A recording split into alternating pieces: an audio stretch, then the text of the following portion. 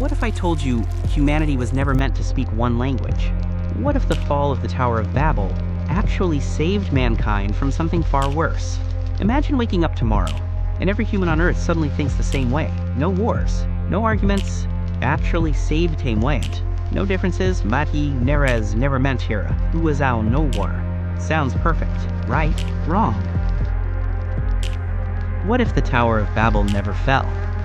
The day humanity lost its soul, the entire world stopped at exactly 12:01 a.m. Cars crashed into empty streets, pilots forgot how to fly, mothers dropped their phones, and every human being on Earth heard the same sentence inside their head: the tower is awake.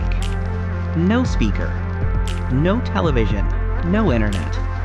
The voice came from inside their minds, and somewhere above the clouds, higher than airplanes, higher than satellites, the Tower of Babel was glowing, alive. Nobody slept that night, because for the first time in history, humanity realized something terrifying. The Tower of Babel never fell. It had been controlling mankind the entire time. Imagine waking up in a world where every single person speaks the same language. No English, no Hindi, no Arabic, no Chinese. Just one ancient language spoken by all humans. Sounds peaceful, right? No misunderstandings. No wars caused by religion or borders. No translation. No confusion. Humanity finally united as one species. But nobody realized. This unity came with a price. A terrifying one.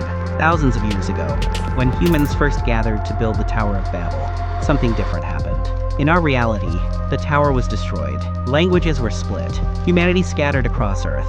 But in this alternate world, the tower survived. And because everyone kept speaking the same language, human civilization evolved together. One world. One government.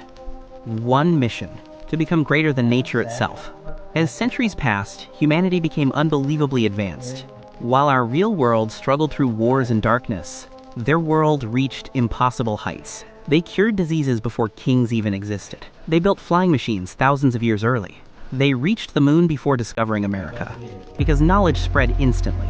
No language barriers. No divided civilizations. The human race became one giant brain. And at the center of it all stood the Tower of Babel.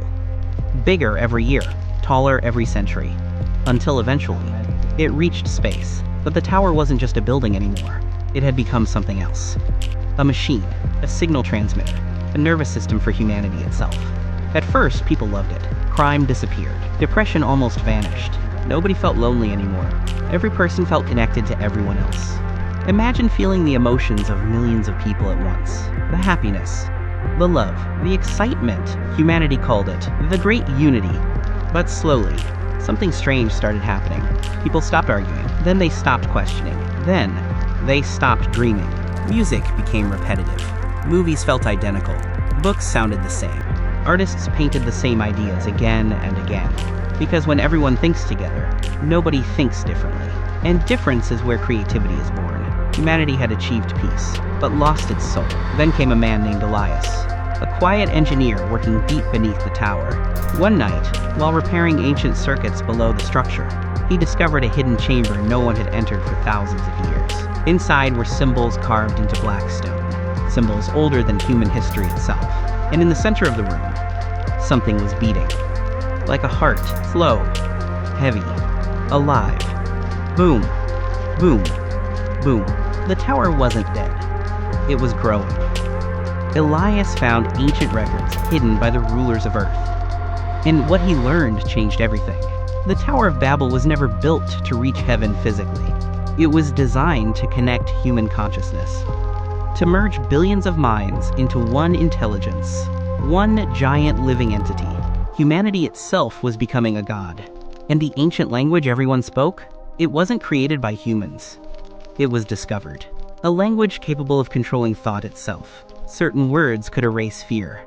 Some phrases could calm entire crowds instantly. The rulers of Babel had secretly used the language for centuries, guiding humanity toward total mental unity, not peace.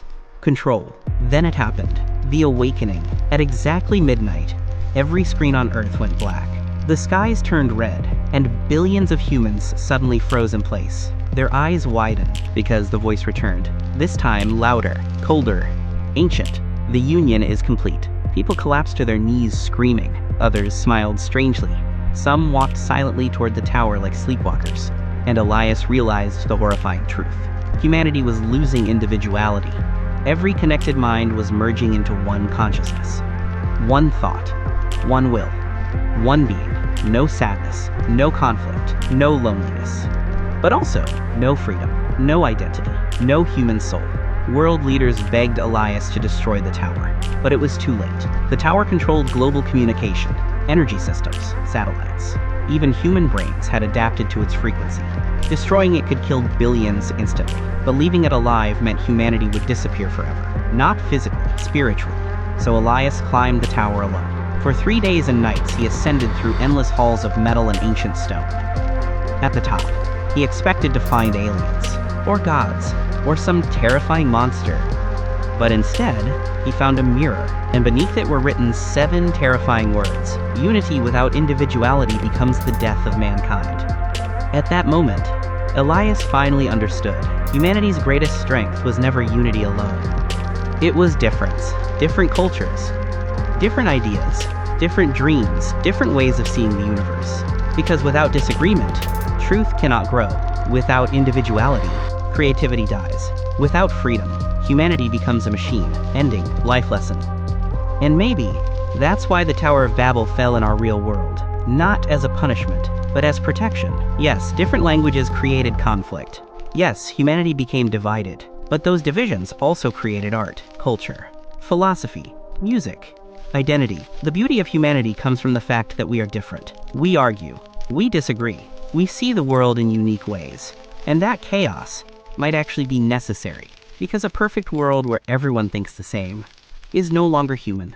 It's a hive mind, a prison disguised as peace. So the next time you hear different opinions, different beliefs, different cultures, don't see them as weakness, because maybe our differences are the only thing stopping humanity from losing its soul forever.